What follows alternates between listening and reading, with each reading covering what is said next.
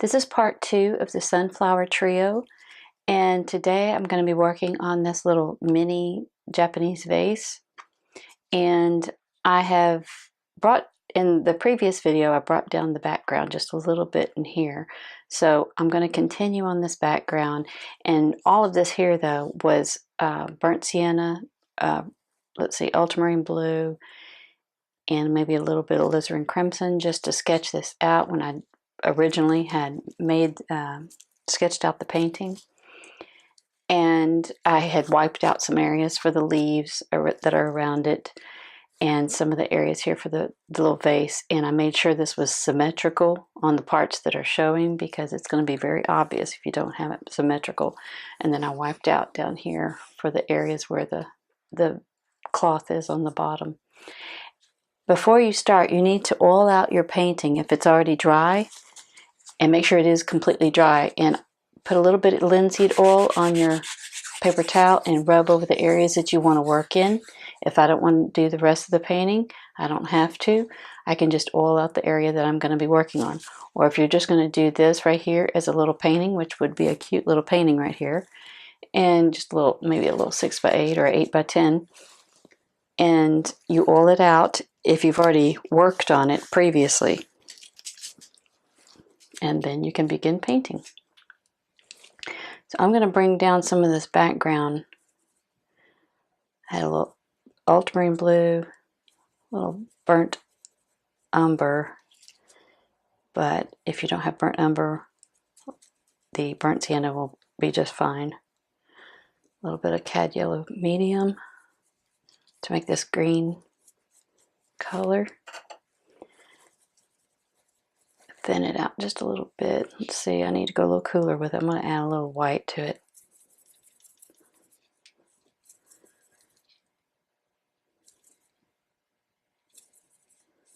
Let's see.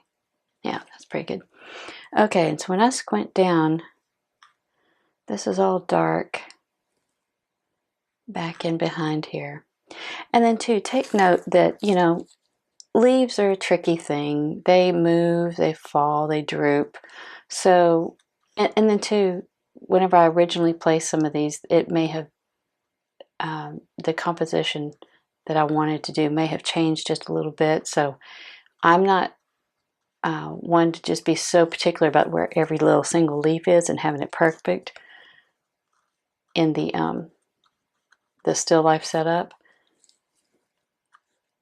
because things change, you know, according to what you may end up putting on your canvas, and so something else may be, you know, a better composition by the time you get to that part. So you need to be flexible enough to change it when you need to. Okay, and I'm just putting in this background. I think I need a little darker. Ooh, too dark.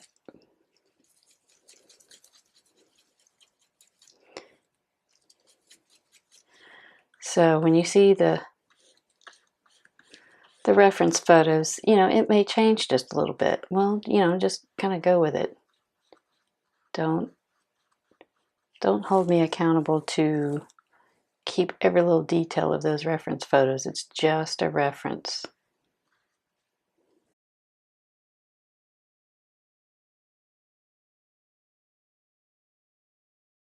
I'm going to lay a little bit of the light color in of the fabric, underneath all of this, the tablecloth.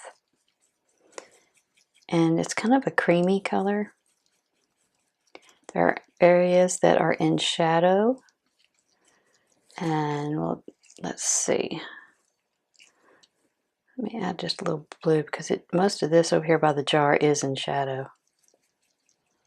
I'll add just a little bit of a blue tint to it.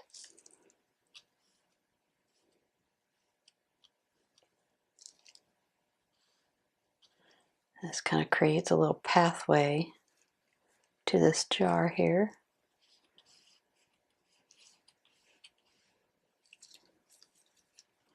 I'll add a little alizarin crimson to that mixture too. Make it more of a lavender kind of color. There we go. Okay. And it could stand to get a little darker as it goes out away from the subject matter, so it doesn't draw as much importance.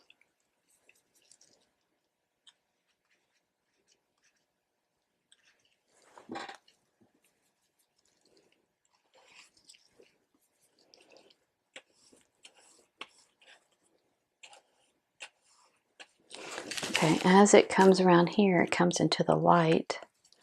So I'm going to change that coloring on that, add more yellow to it. Not a lot, just enough to change it. Because it's, let's see here.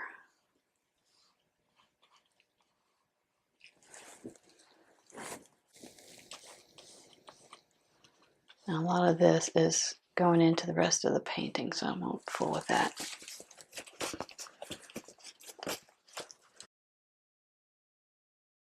I think we need to add a little bit more shadow.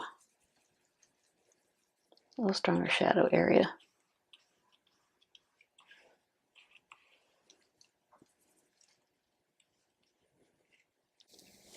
Let's see, I'm going to squint down and I'm looking at my vase. Of course, it's got, it does have white in it. It has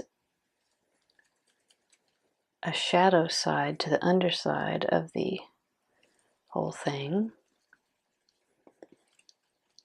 And let's see if we can come up with something here that still says white, but it's on the underside of it to where it's not catching direct light. Let's see. I think a little darker.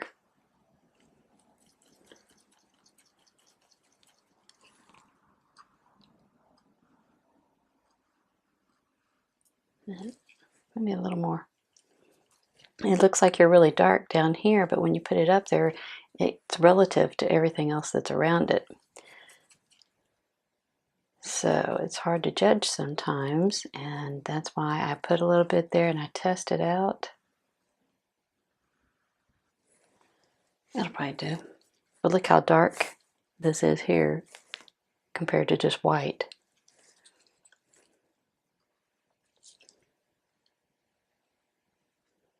I want to try to hold that shape that I worked on earlier,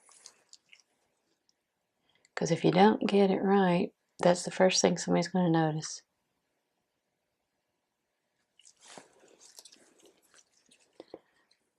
We'll work on making the form turn here in a little bit, because you don't want it to look just pasted in there either. Okay, and I'm just kind of doing the underside, because this top side is going to be lighter because it catches more light. So we will lighten that mixture just a bit. There we go.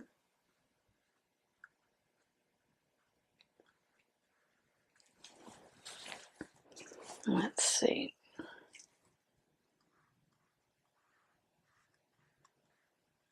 And actually this side over here, the light source is coming from this direction here. So this side over here is actually a little bit more in shadow than the top portion of the other side. Not quite as much as down in here. And in between there is a transition there that I just put that was kind of a combination of this color and this color. Kind of combine the two, and so I put that transition mark, that was a stroke in there.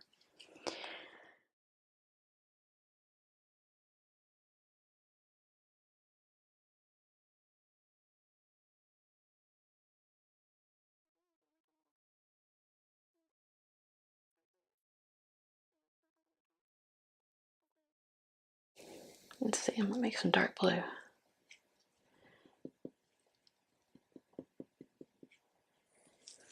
Let's see here, put some in the turn here.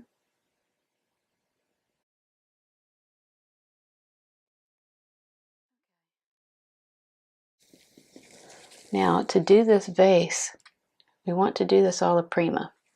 I mean, you don't have to, but that's what my goal is here. And alla prima means wet on wet, and basically all in one sitting. We won't have another session for the vase, or whatever this is. This is really a salt and pepper shaker, but I'll call it a vase. Now you could, if you wanted to, you could go back in and work on it later. That's not what I want to do. You can do yours however you like. But let's see, and put some blue on the bottom. This curve here has to match that curve.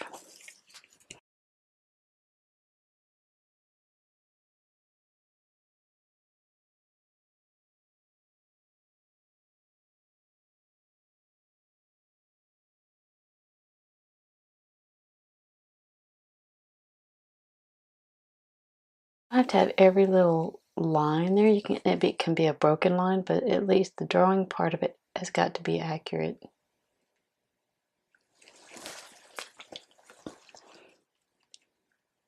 It can still be impressionistic with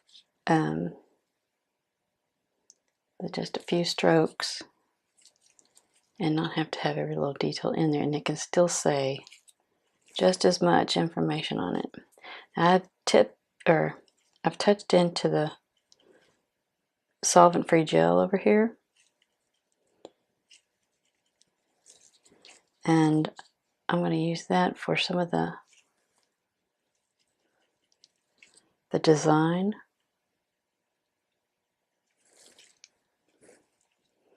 Okay. And see, until you get all this other shape going on right, you don't go and do this part yet.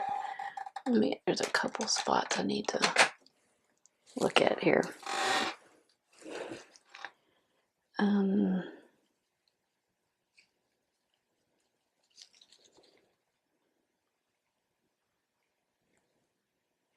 That's not what I want. Too light. There we go.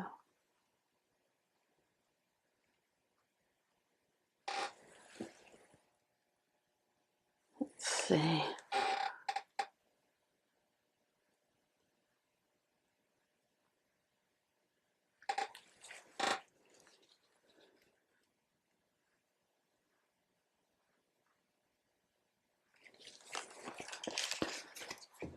And I think I want to carve some of that back in.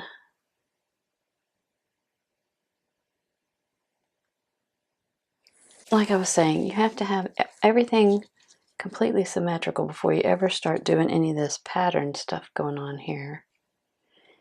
And you can be very impressionistic with it, loose. It needs to kind of resemble, what it is that you're doing up there. But it doesn't have to be exact. And this is going to be tricky. Let's see here. Trying to look at that design. And you gotta make it look like it's, taking on that curve of the little vase. I'm not gonna put every little thing in. Like I mentioned, it's still gonna be impressionistic, but I'm looking at it and studying it and trying to figure out a plan here on how I'm gonna execute this. Not just start trying to draw things. I want to make it make sense. Because sure enough, this will mean something to somebody, and I'm going to end up fouling it up if I don't try to do it right. It probably has some kind of meaning. I'm just barely putting a stroke in there for some of it.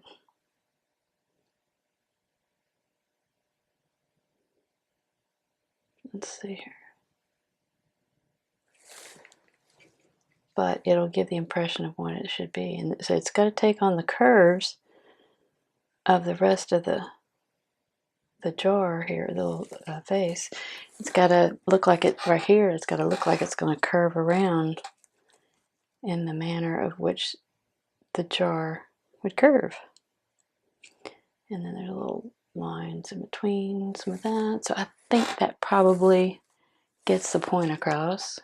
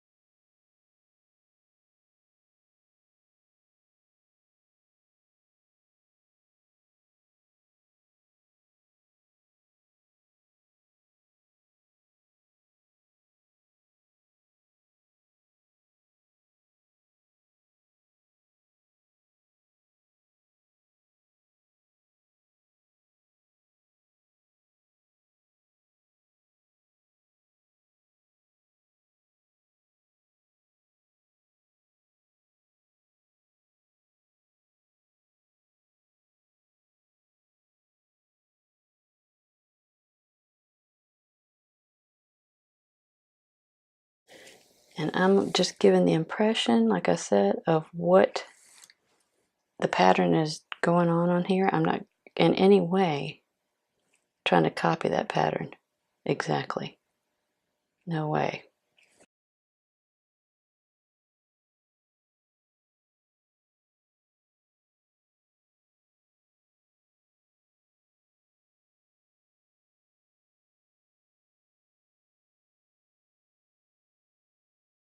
This underneath here to be stronger, deeper.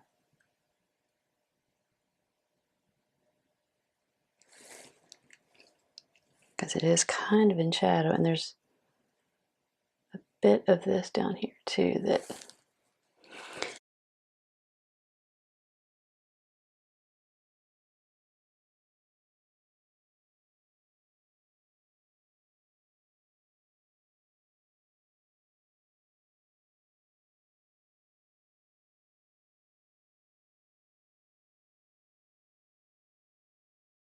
there are little bitty spots, and I'm going to put some of the solvent-free gel. There's little bitty spots of shine, of highlight right there. I think it's stronger. I may have to go just pure white on this. Okay. That there. There's one there. And these are the little things that make it look realistic. There's one on this top edge there. There's some down here. However, those leaves are kind of blocking.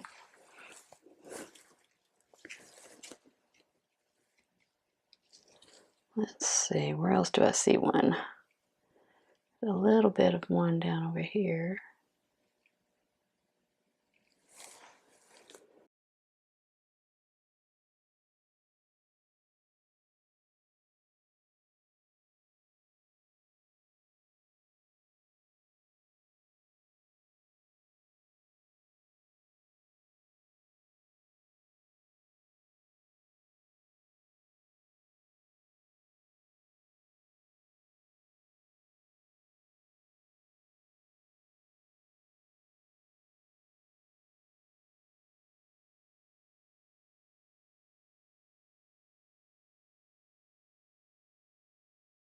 Flatten those out just a bit.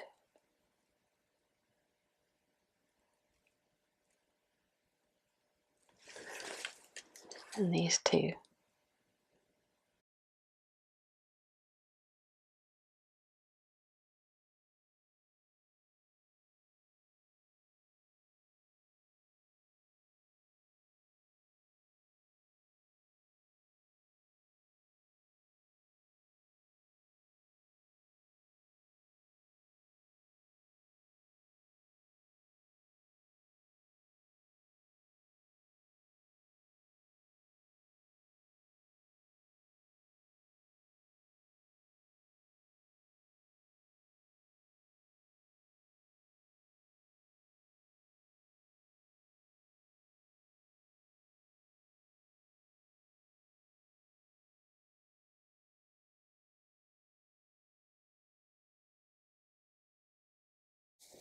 Okay, now for the leaves.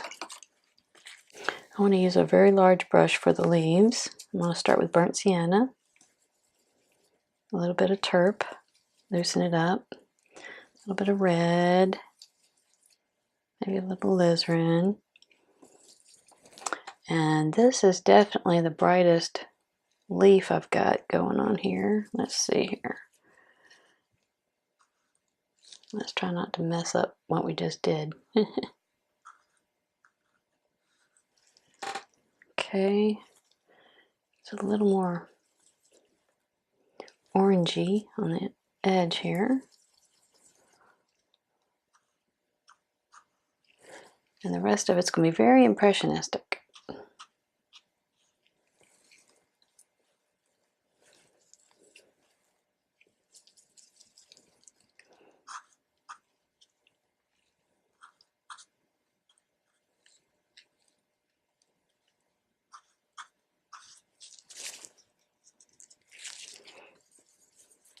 Okay, back here, it's an orangey kind of color, but not quite as bright.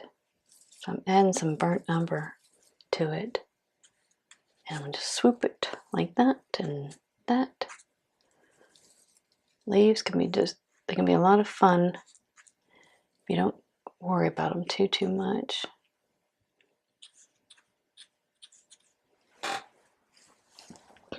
Put a little blue in it. I'll just pick up some of this.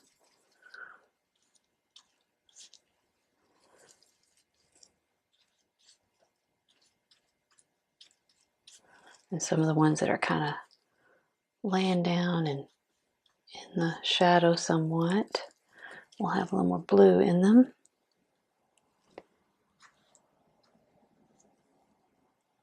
And we can come back in and put some orangey colors on there. All right, and let's see here. I'm going to put a little bit of a spine on that. I don't want to get too detailed, but I do want you to know it's a leaf. That would be bad if you didn't know it was a leaf. Then I failed.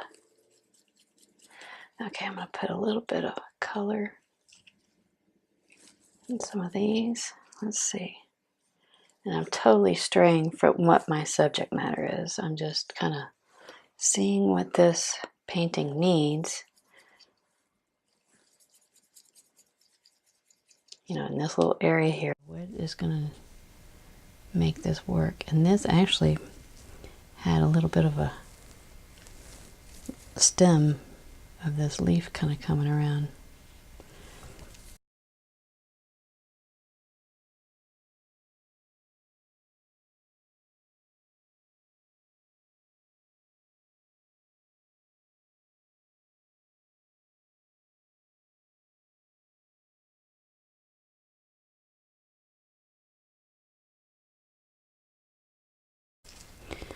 And I think I need a little, scoop up some of this, a little bit lighter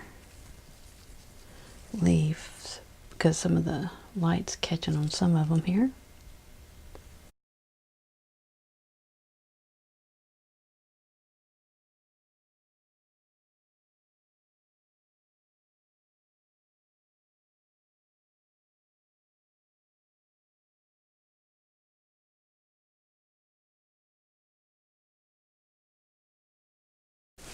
Okay, now these are acorns. They may be hard to see, and I've been debating on whether I'm going to leave them in there or not. I think I want them in there to have another element in the design, but let's see if we can make them look like acorns.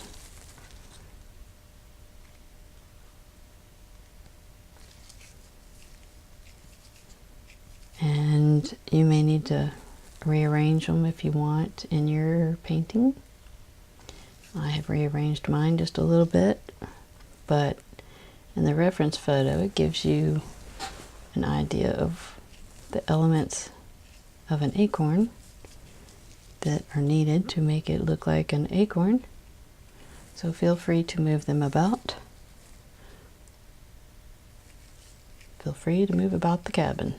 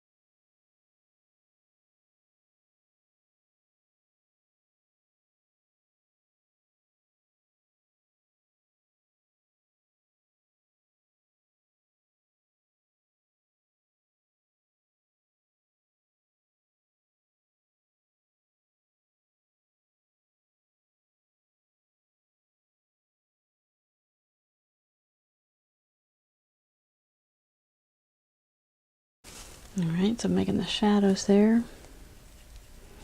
Let's go back and kind of make some shadow areas for some of the leaves over here before we finish up.